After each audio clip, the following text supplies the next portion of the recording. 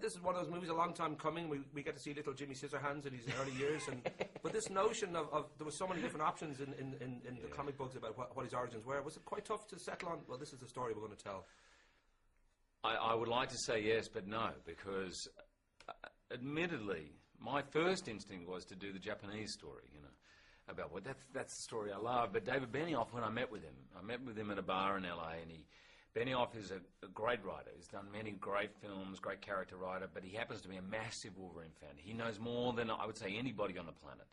And so he knew of all the different versions. He'd somehow put them around his head and came out with this idea that I just went, oh, yeah, that's perfect.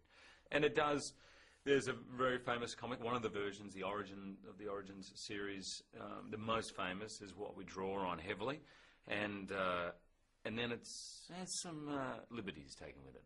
Well, young David, I know, like 25th Hour, he's written many movies, as you say, and he went for an R-rated kind of script, but he knew that it wouldn't be an R-rated movie. Right. You know, I don't know whether there was a long process then of sort of, you know, we want to make this, you know, as obviously as interesting and as adventurous as possible, but how dark do we go? Because we are dealing with a guy who goes through some sort of hell, really.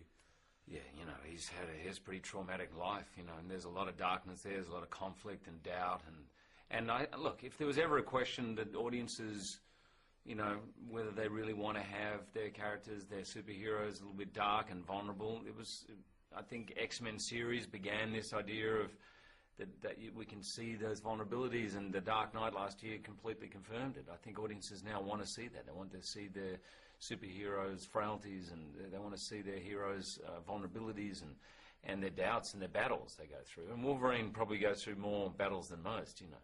So it's a very fine line. We wanted to make a movie, obviously, that was true to the character, also that was fun. I mean, mainly, these movies are going to be fun. They're big screen, fun entertainment experiences, you know. So finding that balance was the key. I should mention